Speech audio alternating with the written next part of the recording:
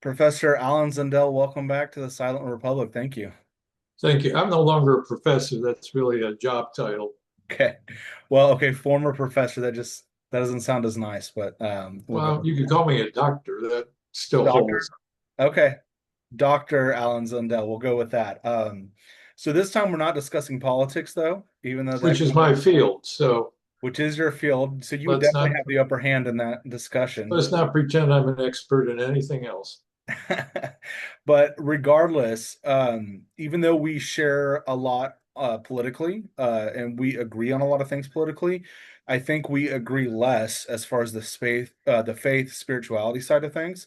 And so that's what we're going to talk about today. In good faith, this is not like a debate or some sort of gotcha conversation. So if that's what people are interested in, they might as well just click off now because that's not what this conversation is. A good faith conversation between two people that might agree on a decent amount, and we just might not agree on some You things. never know until you explore.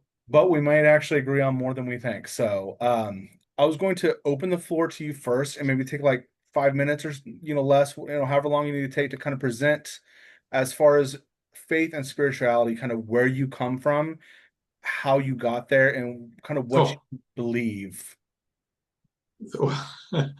well, how I got there over the last 73 years. That's Sum it that's up a in tough five one. minutes, no big deal.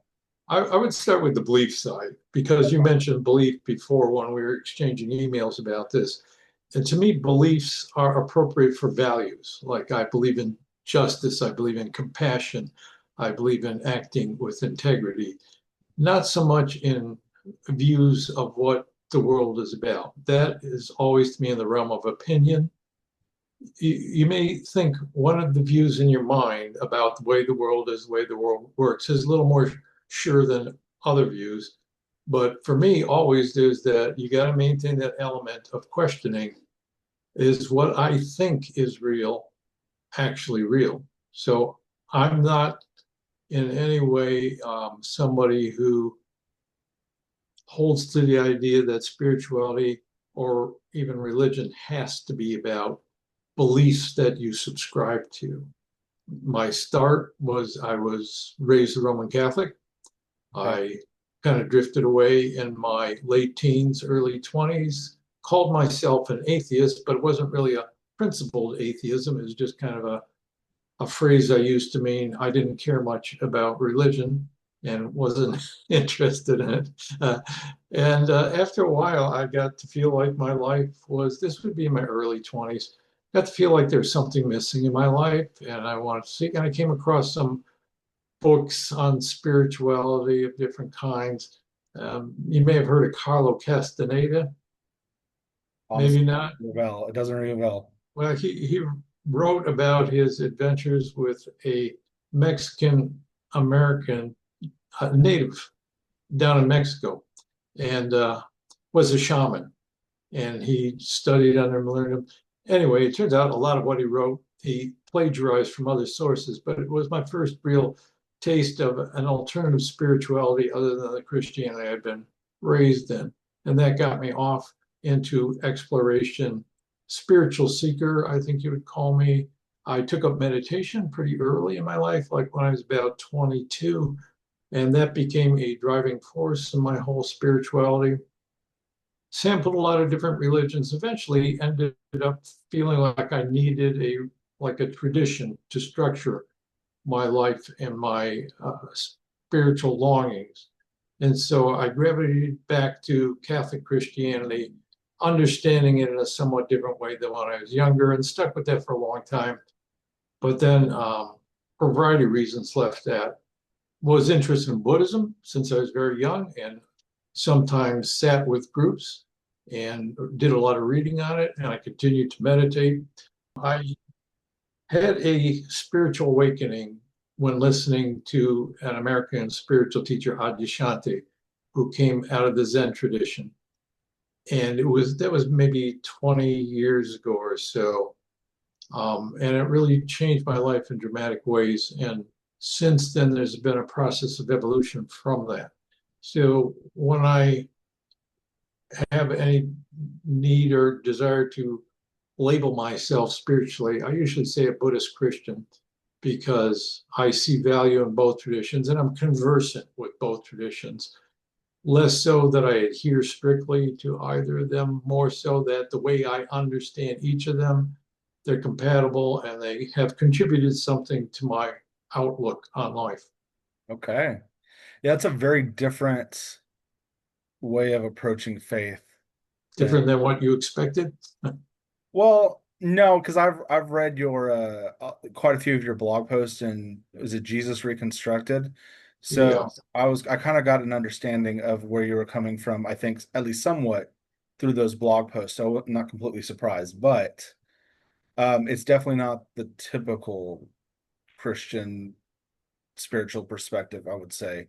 Might be more people than you're aware of. Maybe I'm just used to a certain brand, that's Yeah. entirely possible. So for me, I was raised in an extremely fundamentalist branch of Christianity. Started out just kind of classic, I guess, evangelical, but like fundamentalist evangelical Christian. And around 8 years old, my parents got involved in something called the Hebrew Roots movement, which is like much more of a, I would say, a cultish branch of Christianity that emphasized the Mosaic Law and that like Christians nowadays should try to adhere as much as realistically possible to the Mosaic Law. And so that included like kosher law, celebrating the feast days, just anything that like we could reasonably do in modern culture, modern society. We try to do that. And then I left that and kind of went through an angry atheist phase in my teens that was not spurred on by, I don't know, critical thought or by anything other than really teenage angst and anger. And then I came back to the faith and I became part of like the Reformed Calvinist tradition for probably about 5 years. And I studied theology. And for me, that was like a much more serious tradition than what I had come from. And it was one that I felt like had a lot more to it. Because there was like just a lot of emotion and there was like a lot of conspiracy stuff tied into the version I had come up with, and it just didn't hold up to much. And so the Reformed tradition from what I had come from, it seemed a lot more sound. But then I would say the past probably 6 years, I've deconstructed from that. And I know that's a buzzword on the internet these days, but I mean that's essentially what it was. And when it started happening, it wasn't something I was aware of. I didn't know that that was a trend already or anything. I just found myself believing the truth claims that the different traditions at least I was familiar with, because once again you kind of seem to approach it from a little bit different footing than just sheer truth claims, whereas a lot of the Christianity I'd interacted with, it's kind of all about the truth claims. And so I started losing my faith in those truth claims. So where I find myself today is, I would say I'm an atheist, but I mean that in the most literal sense of I don't buy theism itself. And a lot of times people, when they say they're atheists, there's like a bunch of other things that kind of go in with that, like materialism. And I wouldn't necessarily consider myself a materialist. I think it's completely possible that there's more to the universe that we don't understand, that there may be something more fundamental to reality than just like matter. So I'm not a materialist atheist necessarily. Now, it may be that, like for me, the jury's open and I'm very open to different possibilities. Um, I find things like panpsychism and idealism and even animism really fascinating. I've been researching those more and more lately, and even some of the Hindu traditions. I've been reading more and more up on those lately. And so for me, the jury's still out. This is stuff people have been discussing for thousands of years. So it's not like I'm gonna settle it in my lifetime or anything. But for me personally, I'm still kind of on my path of seeking. And so while I am an atheist, I consider myself like an open atheist. And I'm anti-dogma more than anti-religion itself. Like I think that the dogmatic forms that religion can take are really, really harmful to society. And so like I very, very strongly oppose those. But unlike some atheists, I definitely leave room for like spirituality and wonder and all of those sort of things that I think make like human life worth living. And I think that we lose something when we just cut those off completely and pretend like the universe is surely cold. So that's just kind of where I come from. Okay. So it sounds like you have a continuing interest in exploring wherever you're at now. You still feel like there's more to be learned and Oh yeah, experienced, perhaps. absolutely. 100%. Learning, in my opinion, is something you do for the rest of your life. There's never going to be a day like that comes and I'm like, well, I figured it out. I got it. Mhm. We're good now. We can just move on. Next thing, that's not going to happen, I don't think. And so, yeah, I would definitely consider myself open and searching and learning. Absolutely. Okay, searching. And what are you searching for, do you think? For me, I don't want to put words in your mouth, but it seems like you're less focused maybe on the truth. Well, not less focused because your blog talks about like truth claims and talks about historical Jesus and stuff. But I mean, I'm really focused on the historical side of things because just for me, the way my mind works is that like either it's true or at least parts of it are true. Like some truth exists, and I want to know what that truth is concerning human existence and like the universe and how it all started, why it started, Mhm. if there is some purpose beyond matter and motion, like why are we here? What is it all for? What's the like those fundamental questions I kind of find the most fascinating. And so you do spend time looking into that stuff. Is it like a continuous process and preoccupation? Oh yeah. There must be some interest there because you proposed we talk about this subject in general. Yeah, no, I So, mean, I split my time honestly pretty evenly between like this is why my channel's kind of split this way too, is I kind of got two main fields that I'm interested in. It's like the more the political mhm, civilization, like how do we structure society in ways, and then my other thing is like fundamental reality and faith and spirituality. Like I'm like equally interested in both those things. I see. Well, the most recent title of my own podcast, as you know, was the Spiritual and Political Podcast, which was a little hard to maintain as a balance because your viewers come from all kind of political views, all kind of religious views, and they don't necessarily mesh. So hard to stake out a lane in the YouTube community when you have those kind of interests that are often regarded as incompatible or different worlds, even though they both have to do with human existence. Sure. I mean, for me, they go hand in hand, but Yeah, the how we algorithm treat doesn't each always other. support that. I would like to understand a bit more how much of what people, and I know there are so many different branches of Christianity, so many traditions within Christianity. And when you say something like a Buddhist Christian, that immediately people go like, what even is that? Do you hold to truth claims at all? Do you think, and I don't want to debate those truth claims. I'm just interested Mhm. in if you hold them and like, or do you think that like there's some utility to religion itself and that's why you think this is important? Like, kind of where are you coming from more specifically on these questions? Um, it's not so much truth as usefulness. In Buddhism, it's called skillful means, Hmm. ways of talking to people in language that means something to them in order to draw them further along the road of where they may not realize they're trying to get to, but they're trying to get somewhere. Okay. So like when you mentioned my blog, I'm looking into the historical Jesus, and that's more of a historical explanation, although it has some other purposes behind it. But it's really offering a hypothesis that comes out of my reading of New Testament scriptures about the life of Jesus, and then what various scholars have had to say about it, and then drawing a hypothesis out of that and asking how well supported is that? What kind of evidence is there for that? It would take too long for me to also go into the evidence against it and what kind of alternative hypotheses there are for explaining any particular event.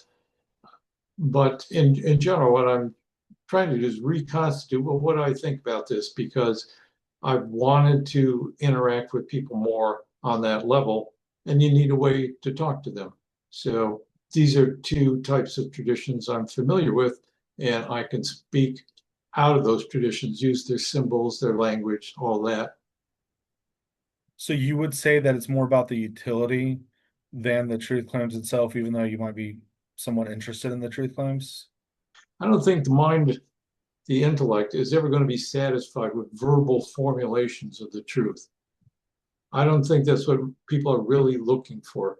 They are looking for something they can hold on to that feels secure. And Mhm. the assumption is if I can find truth, I can hold on to that. And that'll give me some sense of security and direction in how I live my life. But I don't think that's really what they're looking for. What they're really looking for is knowledge of their essential self and how that opens to some greater reality. Yeah, I guess I just coming from the traditions I come from, I had kind of approached it with that the framework of just examining the truth claims and seeing if they kind of hold up. I don't think that's how Christianity started, though. I No. don't see Jesus making a lot of demands for people to believe certain things. When he talks about faith, what he's really talking about is faithfulness to God and what God asks people to do, Hmm. particularly in the Jewish community, because that's who he was addressing and that's where he was located. Faithfulness to God and holding to the promises of God. So it's like, this is where my security lies, that God made promises. Hmm.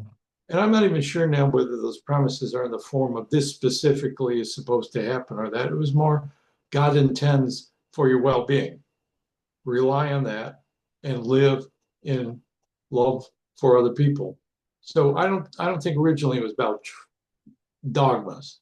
I think they came into the picture a little later and became much more elaborated a couple of centuries later, and was as often is in politics as well, to cross these boundaries, a way of controlling people. You can Sure. insist that people say things whether they believe it or understand it or not. That's a way of capturing their mind so that they feel a sense of hesitation or fear of thinking or speaking differently. Something bad is going to come if I disagree, if I question. And I think that's deliberately invoked in people in order to control them. Well, sure, especially by like empire and stuff. I would definitely agree with that. But then I also think on the other hand, like I want to know if I go back 2000 years ago, or 2000 and some change or whatever it is now, and like I have like a camcorder or or whatever, and I go to that tomb 3 days after Christ's Mm. crucifixion, am I going to see a stone roll away? And is there going to be an angel? Is he going to walk out of the tomb? Like, did that, because that seems to be like the linchpin of the faith. I mean, Paul even says that. I can't remember which epistle off the top of my head, but like, if Christ didn't rise and it's like, and there's no resurrection, like, what's the point of it all? Then we're to be Mm. more pitied than all men because we put our faith in something that's just not even real in the first place. And when Paul even says that, that makes me wonder. So, like, I think that's why I'm interested in the truth claims because I want to know if it actually happened. So you're, Are you less interested in that, or is it just are you approaching it from a different well, perspective? I'm interested in what actually happened as well as we can know it, which is not very well given how long ago it happened and how limited our evidence is. I'm Sure. interested in the best explanation for what happened, but that's not because I believe the answer is going to change my life in some way or give me a greater spiritual sense of rootedness in life. I Okay. don't think it's going to do that at all. I mean, I almost feel like it would for me. And I say that because I've kind of left the faith because I disbelieve the truth claims. I mean, but Mm-hmm. I mean, I still kind of believe the same stuff before, like as far as like how I treat people and the way I try to approach the world. So I don't know if it would change much of how I act, but I think it would change my disposition towards reality in general, maybe. How so?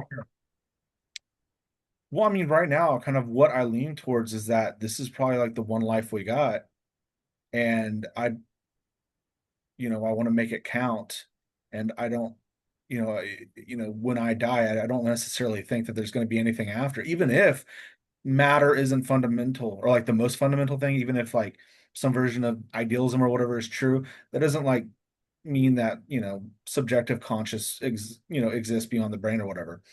And so that I think influences how you live your life. I mean, it does for me. I mean, I see a lot of Christians, and this is just anecdotally, but I see a lot of Christians, they cast their hope upon an afterlife, and then they're less willing to do the difficult work of making the world right now a better place. And I see that happen with a lot, especially nowadays. And so, yeah, I mean, I think that if there is like an actual afterlife, and if Jesus did rise from the dead, and if we're going to rise from the dead, if we believe in it, if those things are true, I think that would kind of, at least to an extent, influence how I look at the world, look at existence itself, look at this life, what my priorities maybe even are. I think that would have an influence.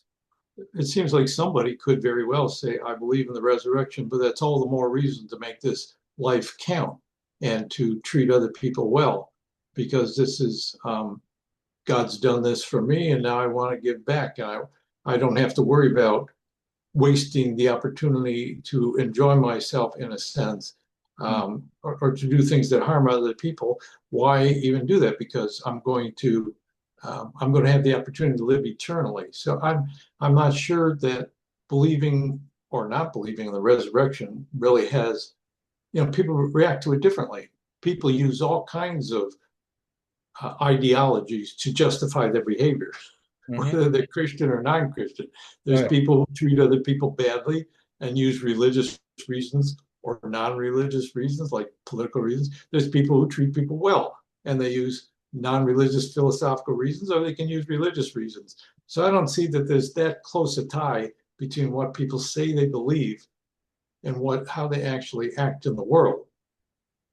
So even if it is true, then, or I guess regardless of if it's true in any literal way, what utility does religion hold if it becomes in a lot of cases like an excuse for something you already believe? Like if it's not causing a difference in the way you live your life, and I just mean like you in general, not you specifically. um like what's the point, I guess? What you're talking about religion is though it's something that exists apart from people who practice it. What does religion do for people? The question really is, what do people do with what they think of as religion? Because religion isn't doing anything. People are doing things. Okay, yeah. They're having thoughts, some they label religious. They're behaving in certain ways. They might regard those behaviors or those practices as religious, but still it's not that a outside force is coming in and making you do one thing or another. It really comes from partially from within, but often and especially early in life through a lot of conditioning. Your parents, authority figures, teachers, all these people are conditioning you to behave certain ways. And then you get to be an adult and you can question that and break free of that to some degree. Religion you can use as a tool for better or worse, depending on where your heart is at and how you respond to your opportunities. I see it as more of a dynamic thing. I don't see it as having any one specific effect on people. It's just that people who are searching for a greater meaning often turn towards religious traditions Hmm. as an access point to that. And so that's where you're going to find often other people who are in a similar position. They want to become better people. They want to find a way to live in the world that's more harmonious with love and compassion and empathy and even justice. So, folks like that come together sometimes in religious formations, whether it's Christian, Buddhist, or whatever. Not every community is going to have the same flavor to it or the same dynamic within it, but it is what attracts a lot of people when they start looking at questions like this. What is life about? Inevitably, they're going to start looking at religions and saying, okay, what is the claim here? And what does this mean for me? Yeah, I mean, I get that. I guess I'm just not so convinced that it is necessarily a net positive on the world. And I say that because, like, examining history, the religious wars that have been fought, literal like across time hundreds of millions of people that have died. And this is not just a Christianity thing. This is like Islam and all kinds of other religions. There have been religious wars fought, and then we see a certain version of Christianity consolidating with political power now. And so one of my reasons why I'm like really skeptical of religion at this point is because I'm like maybe it's a net negative on the world. And I kind of think it is at this point. And so wouldn't it be better if we just kind of left it behind and moved on and then like still held all those ideals of, love and compassion and empathy towards our fellow man, but just left like the faith itself behind. And the only reason I can see holding on to that is because like it might be true. But if it's not true, what's the point? Mhm. Well, the first thing I'd say is that we don't have any way of really measuring whether it's a net positive or net negative because human experience is so vast, we can't really take account of all the good things people do because of religious motivations or motivations that are supported by their religious beliefs or the bad things they do for that. Now, in a thought experiment, if you completely remove religion from Earth, I think there would probably still be wars. There would probably still be harm being done to people because people do it for other reasons. They do it for power. They do it for wanting to have pleasure for themselves at the expense of other people. So I don't know that, again, you're speaking of religion as though it's an outside factor that can either be um, dispensed with or brought into the world. It's here. It's the world we live in. I just guess I worry about how people, historically speaking, today justify bad behavior through religious means. And that's not to say that people don't justify it for other reasons. I acknowledge that. But I kind of think at this point, and once again, I'm open to having my mind changed, I kind of think that without religion, would you have war and, you know, atrocities and all those things? Sure. But I think you probably have less. I think if you have human beings, you're going to have religion in some form. Yeah, I mean, we seem and that's something I've noticed is that, and this is why I try to remain open, that seems like a very human Mm-hmm. thing we do, and yet it takes different forms across the Mm-hmm. world. And traditions differ, but it's like we stare into the void of existence and we ask like why, like this Mm-hmm. that abstract thinking that humans do, and then we tell myths and stories about the world, and then like seems to provide some sort of societal cohesion, and it really helped us. And so I'm not saying like for me, I would say that like religion's probably like a societal technology, and I Mm-hmm. acknowledge that it had like a clear purpose. Like, pre-enlightenment, pre-scientific method, food supply chains and all those things. I completely get it.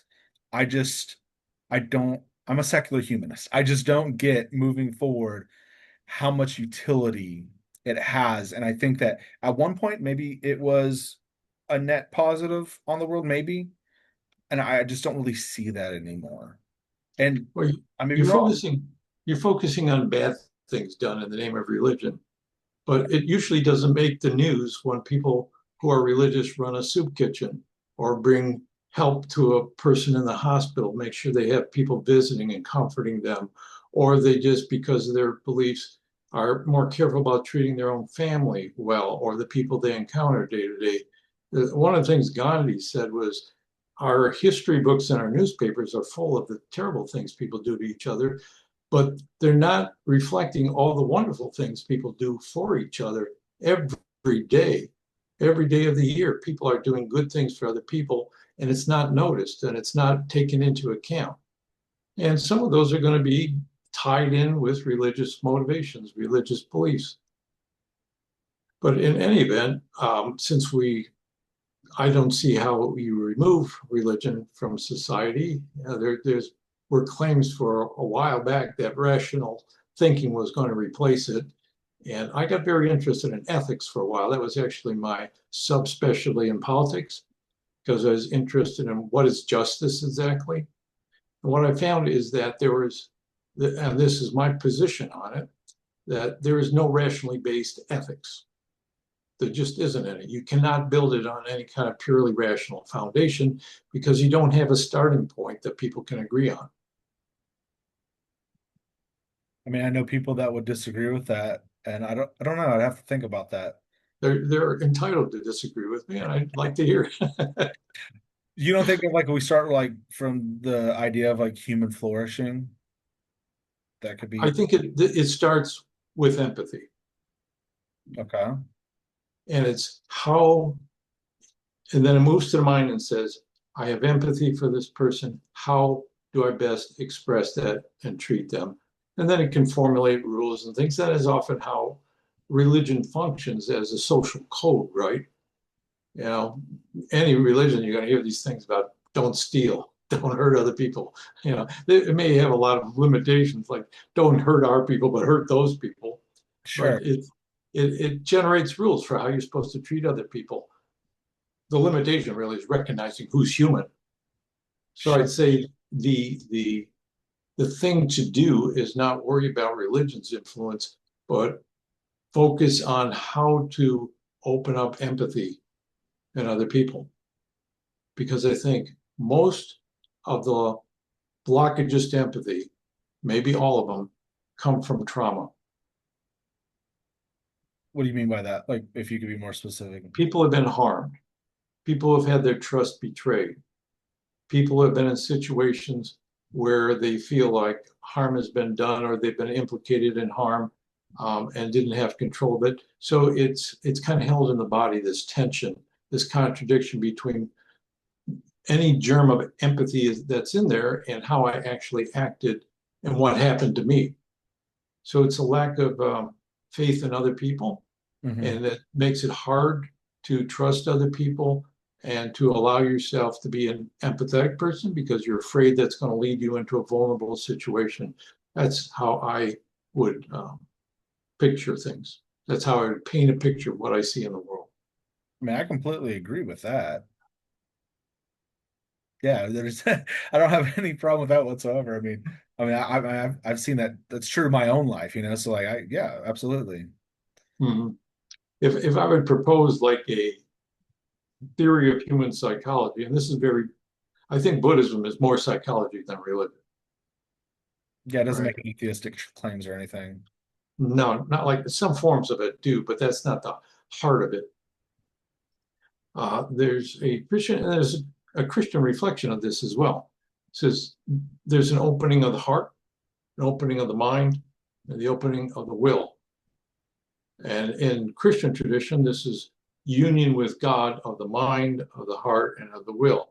And I think what they're talking about really is, first of all, not getting stuck in beliefs that have been imposed on you, but being willing to explore, to question, to loosen your grip on your own mental formulations because they can get you in trouble. They distort reality at certain points when you're not willing to question and learn from new experiences.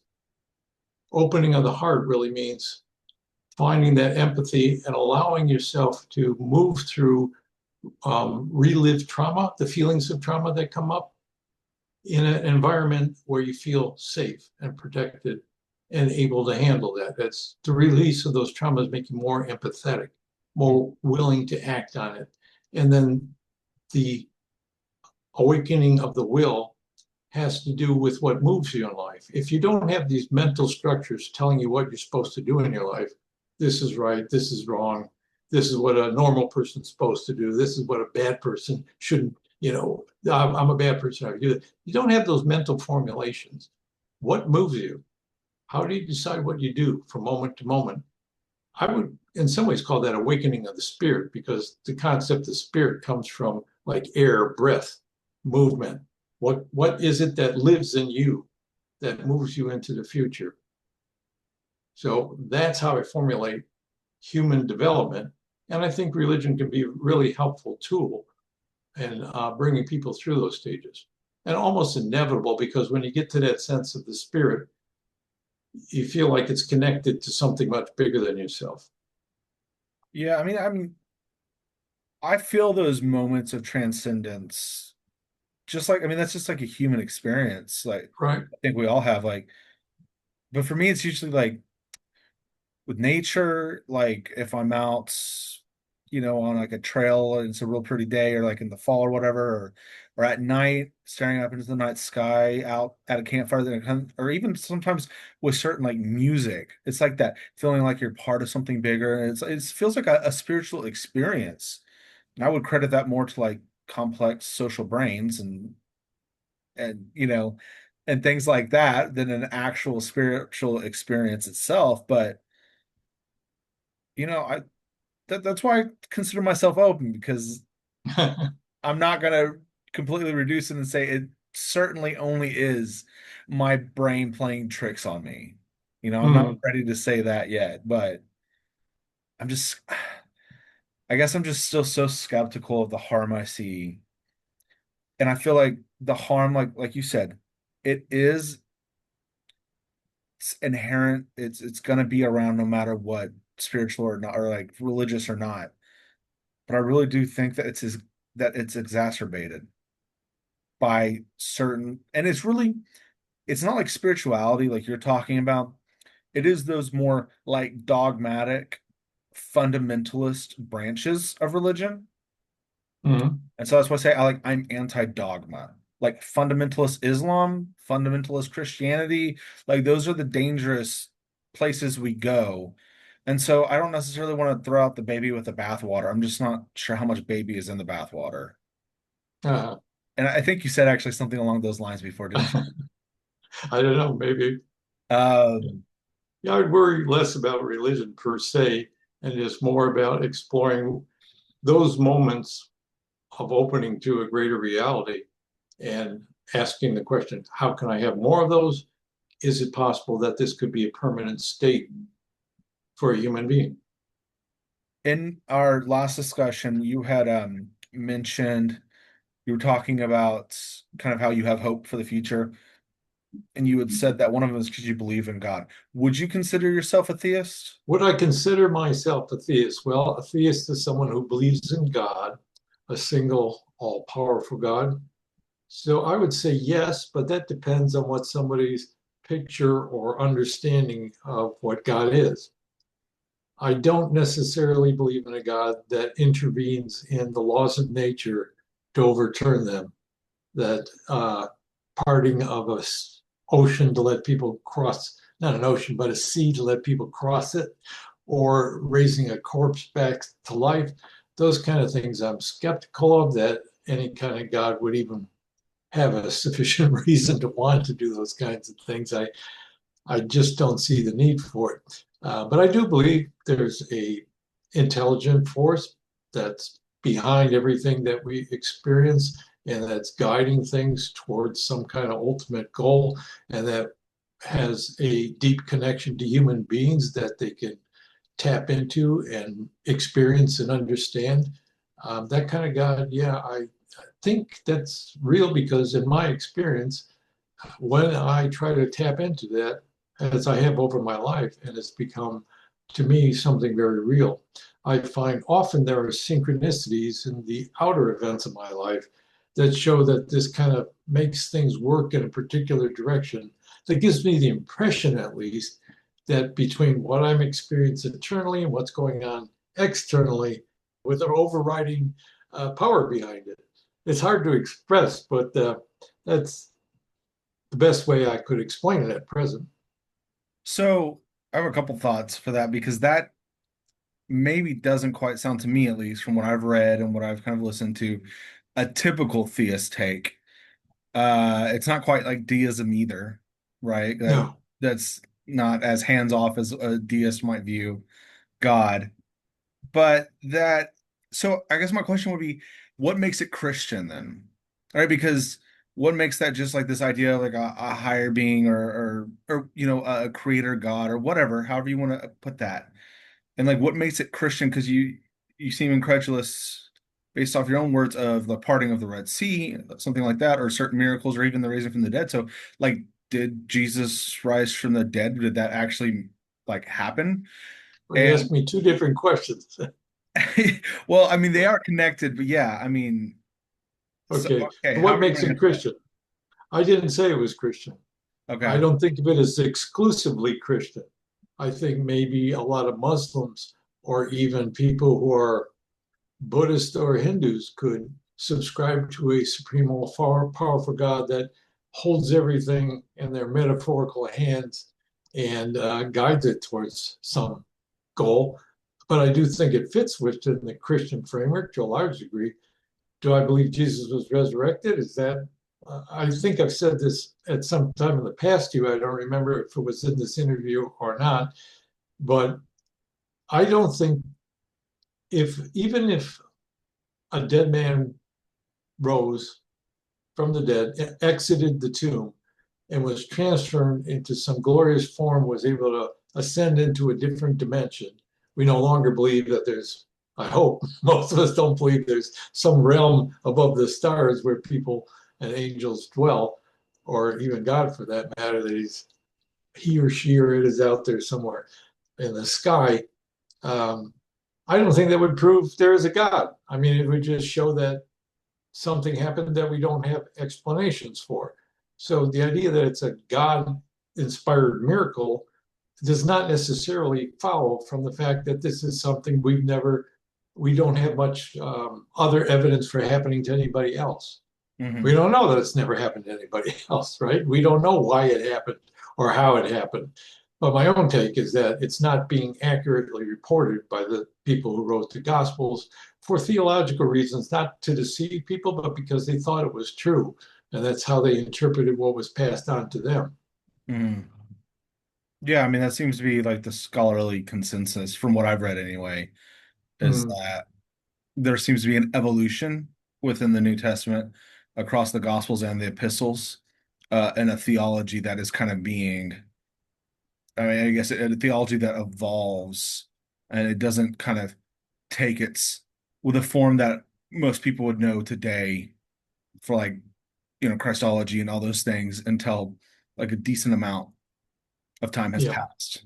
Well, it depends on which scholars you're talking about, because there's certainly scholars, and depends on which institutions they Sure. got their degrees from or affiliated with. But yeah, the ordinary person in the pew doesn't know much about this kind of stuff. They just they read it and they think, well, this is the way it must have happened. Um, I have too much background in biblical studies to I know all the arguments why it couldn't have happened that way and why you can't completely trust what's written in the Gospels.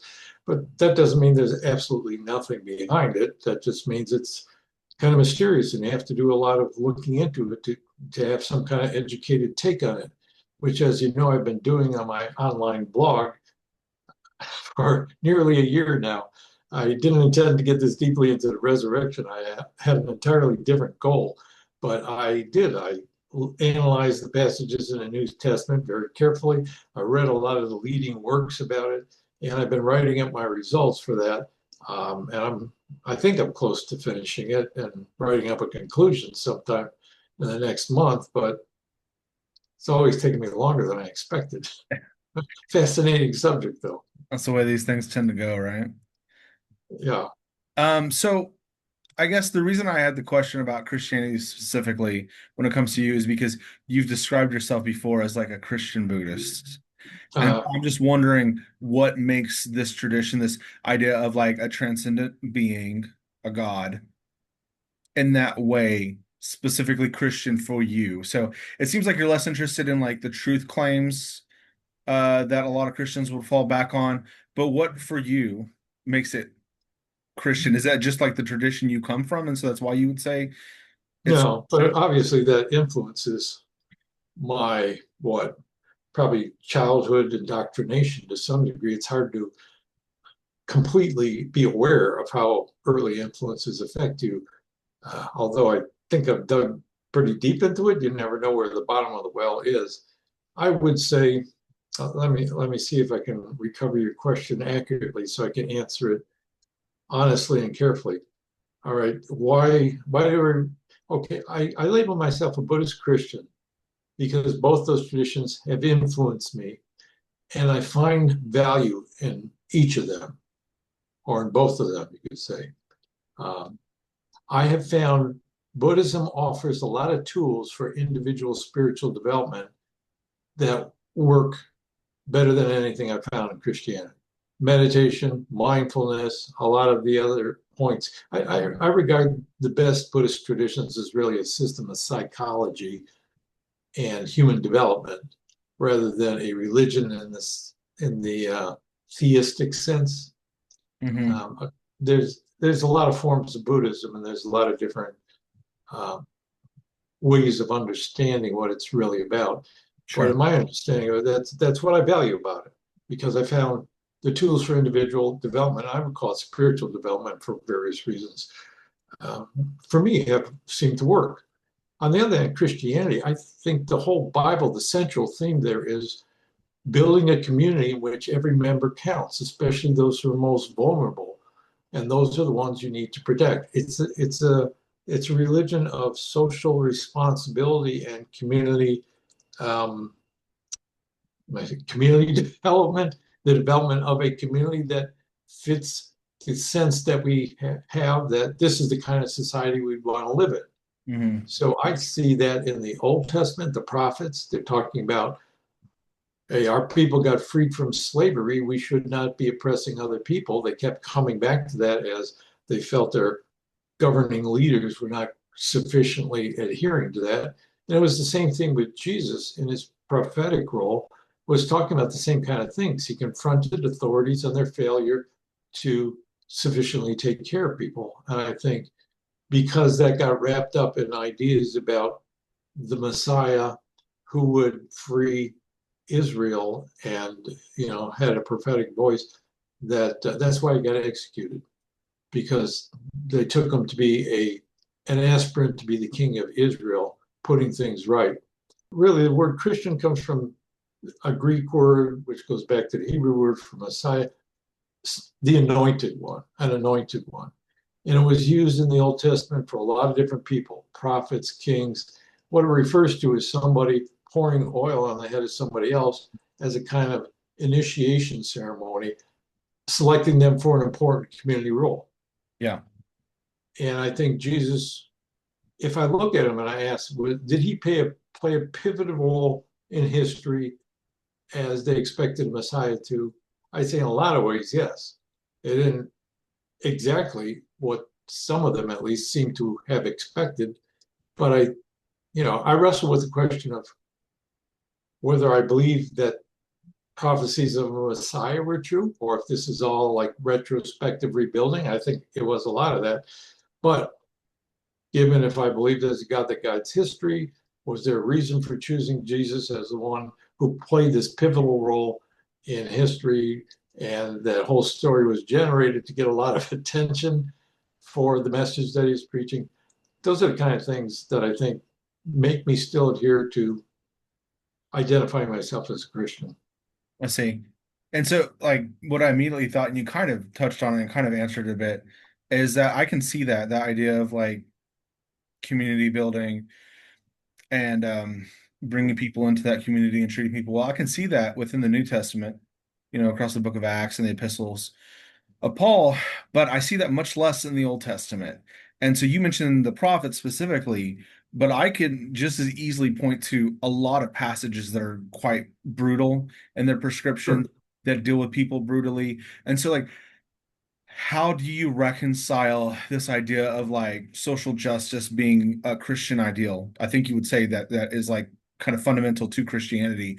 How do you reconcile that with the passages like that are clearly not, I guess? I mean, because there's a lot of stuff in especially the Old Testament that I mean, this is one of the main reasons why I left the faith, honestly. Mm-hmm. We're talking about like the genocides that God commands the Israelites to, carry out against the Canaanites, the Amalekites, all the different tribes. The laws concerning rape and how Mm-hmm. it seemed to be more about property rights than human dignity or anything like that. And so, um, how do you reconcile that? Like, what do you think's going on with those passages?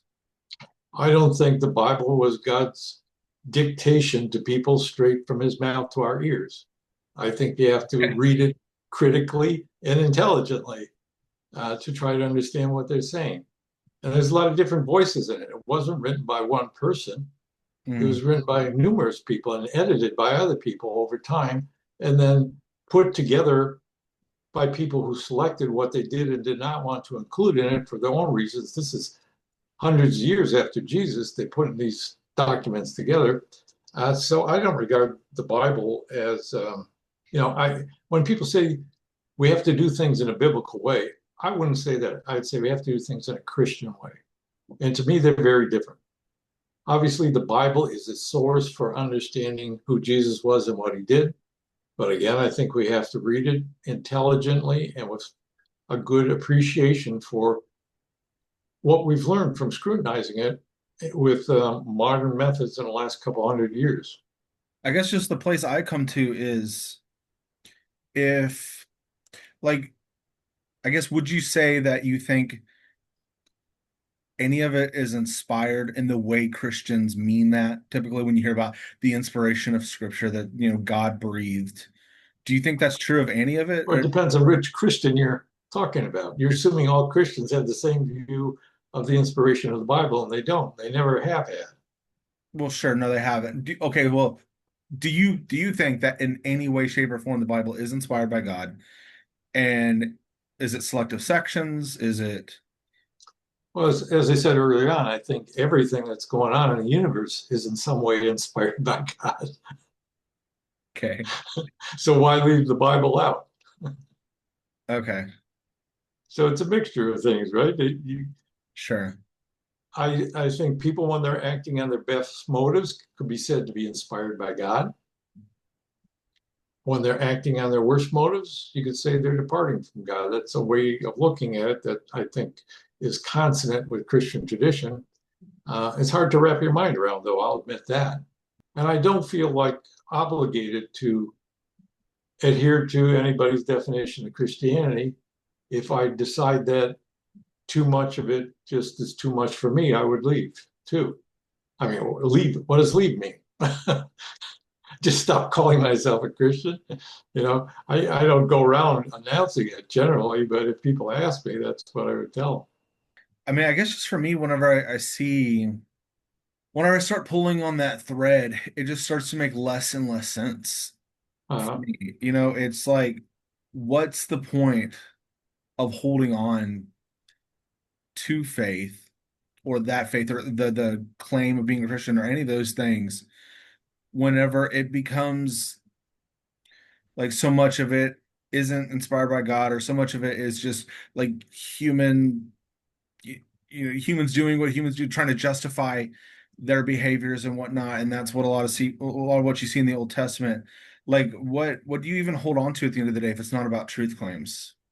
When you look for a community in which people pull together to help each other grow in wisdom, compassion, and courage, and build a society in which people treat everyone as having some value, then the options for joining something are limited. I think religion in general is a good option because it inspires people in ways that often more secular organizations can't. Probably most specifically because they give you a sense our perception of this life is not all there is. Whereas, say you're a Marxist, you might say, the material reality we perceive is all there is, and we need to take care of what actually exists in our experience. Um, a religious person, and a lot of Marxists don't follow that path, but they might say, well, I'm willing to sacrifice my life. But a lot of religious people find inspiration in the symbols, the traditions, the stories of religion that can bring them together around that kind of vision. And since I'm very conversant with that tradition, and I do find a lot of it true and have value, that's where I have mostly found other people who share a similar outlook. Not entirely. There's a lot of socialists I share an outlook with. There's a lot of progressives I share outlooks with. There's a lot of Buddhists and other religions. I mean, there's a lot of places, but when I join a Christian community, I find that a lot of the elements there are ones that I think are important. Um, and it's a matter of reforming the institutions or choosing them wisely or building better ones around those themes. I mean, you could cast it all off, but where are you going to start then? Well, for me, you start with like human dignity and human flourishing and then build up from that. And Yeah, maybe that's an assumption, but it's a ground level that I start with as a non-religious person. And I really do get what people mean when they talk about the cohesive nature of religion or spirituality, how it can bring communities together in a way that at least so far secular communities haven't really like achieved that same level of just like I guess integration with one another, or however you want to put it. They Religion tends to do something very special with when we share myths and share ideas and share all these things with one another. Like I completely get that. And so I mean I think religion's a social technology. And so I can recognize that and at the same time completely disbelieve all the truth claims and all the other things. And so what I would say, as I would consider myself like a secular humanist, is I want to take all those good things about religion and leave the rest behind. So I want to leave all the truth claims behind. I want to leave all the justification for atrocities behind. I want to leave all that side of things behind. And like, yeah, let's take transcendence. Let's take wonder. Let's take, shared stories and myths. Let's take all those things and integrate that into our society in our communities. But I just think that we can do that in a secular way and still be open to transcendence. I don't see why they necessarily have to be divorced from one another, I I guess. don't think they necessarily have to be, but what I've experienced, let me say two different things. One is, as you know, I've been trying to start building a new type of political party. Hmm. It does not have a religious or spiritual basis. It's based on two principles about how our politics structures the economic system. Yeah. One is that the people who work in a business organization should be the ones who control it, Hmm. not those who are putting up the money. And the second is that everyone deserves enough of the resources that we have available to lead a decent life according to the standards of that society. So I think it is possible to do that. But then as I look around and say, well, who could join this? I find that a lot of people that have values that are important to it are religious in one way or another. There's also secular people. Take, for example, Gandhi or Martin Luther King. They inspired a lot of self sacrifice. They inspired a lot of pulling together towards political goals, but it was because they could draw upon people's identification with values associated with religions that they were deeply committed to. Yeah. Okay. So I think people like that are worth bringing in and understanding and being able to talk their language.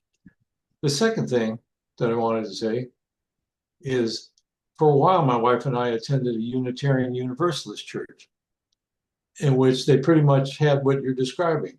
We got these values, but let's set aside the God language or the Bible and just try to pull things from whatever traditions seem good.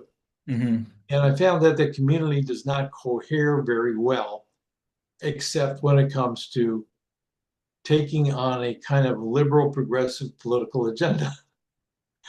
They seem to do that by default simply because they don't have enough religion or spiritual practice in common to make that their central focus.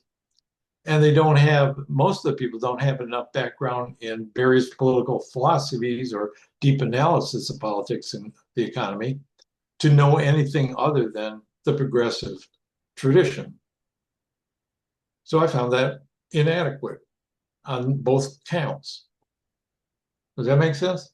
It does. So essentially, it becomes like an organizing principle to Yeah, motivate and to and, facilitate but change. not on my part in an insincere or purely manipulative way because I share a lot of those convictions.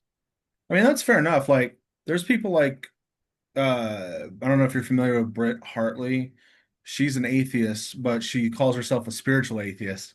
And she, like, her whole thing is she takes some of these aspects of religion that she thinks are good and she tries to integrate them into her life and she does that without accepting the truth claims. And so a lot of what kind of the place I've come to is influenced by some of her thought and some of the way that she has articulated those things, that because like it seems like fundamentally as humans we need that. We need those transcendent experiences to like be okay, And so I don't want to like pretend like, and that's why I think like the new atheists of the early 2000s, I think that's a key component that they were missing. Even though I might like agree with them on a lot, I think that they were like their take was basically religion stupid, it's time to leave it behind. And I think that just missed like a whole lot of nuance. It missed a whole lot of what people need to like function well in society. And so I think that the key difference between like you and I is that, I mean, aside from I think that you've like studied a lot more and you've been involved in like the Buddhist circles a lot more, and I'm less familiar with that. But I think that I'm like completely willing to take on some of these transcendent concepts and try to, seek those things out still, even as a secular person. But I think that you would maybe adhere to, I don't want to say truth claims, but you're more willing to accept that like there actually is a God, whereas I'm like there most likely isn't. Mhm. But I think at the end of the day, our goals It's, are pretty I similar. don't see it as my role in life to try to persuade other people about the existence of God. Right. So, If somebody's curious and wants to talk about it, that's great. I'm interested. I like to talk about it. But I'm not going to go door to door asking people to subscribe to my particular views. so what about the Great Commission? Like, That I, the Great Commission in Matthew, when Jesus supposedly appears on a mountain and he tells them what to do, yeah. that Jesus never talked about, but that they ended up doing a little bit later after he died. That Great Commission. There you go. That's the one. Let somebody else do it if they think that's important. I don't see that as my role. It's not that I think Sure. it's a bad role necessarily, but I have a further thought here, which is that if those who find value in the religion do not step in and try to make it more of what it ought to be, it's going to be left to the dogmatists and the fanatics that we see trying to take over our country. Yeah. Somebody has to spend time articulating a different version of this that is more in consonance with the kind of things that we believe in. And I think at some point, really, God is this period of history is one in which there's been developed all these tools of Bible scholarship to better understand and separate the wheat from the chaff, plus the awareness of the depth of other religious traditions that's influencing some parts of Christianity. I think there's reasons behind those. I think that's changing the face of how the Christian religion is going to look in the future. And I see that shaping up as really a, a competition or um, a struggle between the more fundamentalist, literalist parts of Christianity that are aspiring to power and the parts that are more open to religious traditions and more open to re-examining their beliefs and trying to um, articulate better, more true versions of them.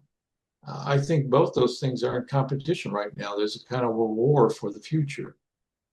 But isn't that true of every era? Right? I mean, like Probably. It's a theology, question of whether it's doctrine. just a perennial, never ending debate or whether it's actually progressing towards something. So that is the question. I don't know. The loudest voices in the room right now certainly seem to be the more fundamentalist Christian nationalist side of the They're politically organized. they are that indeed. And they organize separately from the political institutions, whereas a lot of the Christians who have more progressive views allow themselves to be organized into the Democratic Party, which is a lousy vehicle for significant change.